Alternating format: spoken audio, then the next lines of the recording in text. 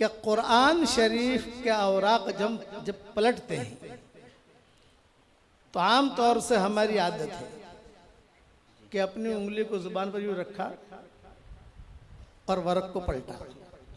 सब जगह ये आदत है। दुनिया में एक मुल्क ऐसा है जहां ये आदत नहीं है, सोमालिया। मैं दुनिया भर में घूमा हूं, सोमालिया का एक मुल्क ऐसा है जहां ये आदत नहीं है, थूक वाली। वो जो है लंबी लंबी सीखें बनाते हैं या लंबी लंबी कोई चीज़ें बनाते हैं ऐसी, कुरान का वर्क तो उनको भी पलटना है, लेकिन ये नहीं करते। मलेशिया, इंडोनेशिया, मक्का, मदीना, कतर, दुबई, जितने मुल्क हैं, एक मुल्क में जो मैंने देखा कि वहाँ ये आदत नहीं है। तो आप हजरात से दरख्वास्त है कि ये आदत छोड़ो, क्योंकि हमारा थूक कुरान को लगता है। आपकी जो फर्शी हूर है उसके रुखसारे पर अगर आप थूक लगाओगे तो लड़ाई करेगी, वो आपको तलाक दे देगी कि मारा गालना पड़ तो तारो थूक लगा दे। बहुत बड़ी बेअदबी है। ये पैगाम मैंने सऊदिया के बड़े बड़े उलमा को पहुंचाया। जब वहाँ बयान किया मैंने डाभेल में, तो मुफ्ती महमूद बाडोली को अल्लाह जज़ाए खैर दे, उन्होंने अपने सारे मकातिब में कुछ कतबे लिखे, जितने उनके मकातिब चलते हैं सब जगह उन्होंने कतबे छाप कर मुझे भेजा भी कि आपके इस नसीहत के बाद हमने ये तरतीब कायम की कि भाई इस तरीके से नहीं करना चाहिए। क्या करना चाहिए वो खुद आदमी सोचे। आप हजरात इसका एहतमाम करेंगे ना भाई, तदबीर सोचो। अल्लाह ताला ने अकल दी है कि भाई हमारा थूक कुरान को नहीं लगना चाहिए, एक बात। दूसरी बात ये कि हम जब हाफिज हुए थे तो हजरत जी रहमतुल्लाह अलैह ने हमें कुछ नसीहतें की थी। एक नसीहत ये की थी कि भाई मौलवी यूनुस कुरान हाफिज हो गए, अल्हम्दुलिल्लाह। कुरान हाफिज हो जाना आसान है, लेकिन कुरान महफूज रखना मुश्किल है। उसको महफूज रखना तो उसकी आसान शक्ल ये है, फजर की सुन्नतों से कुरान पढ़ना शुरू करो। एक रुकू, दो रुकू, फजर की सुन्नतों में 2 रुकू पढ़ लिए, फिर जो जोहर की सुन्नतों में आगे आगे बढ़ते जाओ। तो मैंने हजरत रहमतुल्लाह अलैह से कहा कि हजरत कभी गलती आ जाती है। बोले कि यही तो शैतान बहकाता है, गलती आ जाए तो आगे बढ़ जाओ, कौन सी नमाज टूट जाती है, बाद में देख लो। शैतान जो है यही तो चालाकी है उसकी। तो बोले तुम्हारा कुरान महफूज रहेगा। और हजरत जी रहमतुल्लाह अलैह का भी मामूल यही था।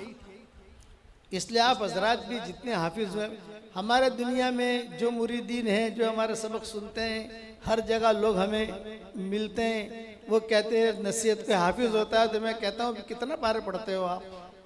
का 2 पारा। मैंने कहा नहीं भी, हाफिज को तो रोजाना 5 पारे पढ़ने चाहिए।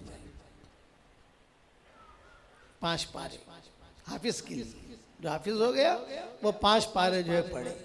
कोई मुश्किल नहीं है। आदमी कहता है मुश्किल, ना ना कोई मुश्किल नहीं है, दिल में आना।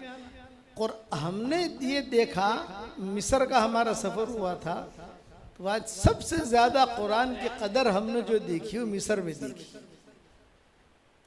एक मस्जिद है वहां, अब भी है, यानी अब भी वो फजर, अपना फजर की नमाज में, मगरिब की नमाज में, इशा की नमाज में वो कुरान तसलसल से पढ़ते हैं। और तसलसल से 1 रुकू 2 रुकू नहीं, पारे पारे पढ़ते हैं। मगरिब की नमाज में तकरीबन 1 पारा पढ़ लेंगे। इशा की नमाज देर से खड़ी करते हैं। वाहिद मस्जिद है वहीं मिस्र के अंदर। कभी आपका जाना हो तो आप चलो देखना उसको जाकर। और मस्जिद इनकी भरी रहती है, मर्दों से, औरतों से, सबसे भरी रहती है। और सब ध्यान से कुरान सुनते हैं। आधी रात में उनकी इशा की नमाज खत्म होती है। रमजान की बात नहीं कर रहा, आम दिनों की। वो उनका हम शाफी मसलक वाले हैं, भाई हम तो इस तरीके से करेंगे, वो हाफिज, उनको शौक है।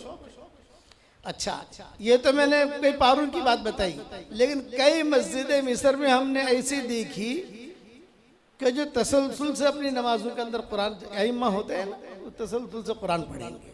हमारे यहाँ बम्बई के जावे मस्जिद में अभी मिले थे प्रोग्राम में, तो मैंने कहा भी क्या तरतीब है? बोले हजरत वही तरतीब है, तसलसल से इमाम साहब बम्बई की जावे मस्जिद में कुरान पढ़ेंगे तसलसल से, कभी दो महीने पूरा करेंगे, कभी 3 महीने में पूरा करेंगे। तो मैंने उनसे वादा किया, मैंने कहा मैं इंशाअल्लाह आपकी मुलाकात के लिए ज़रूर आऊँगा।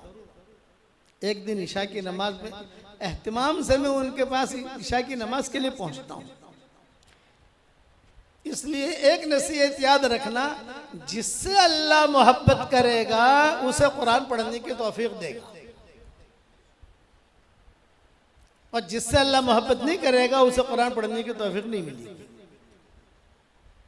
ये बहुत बड़ी निशानी है।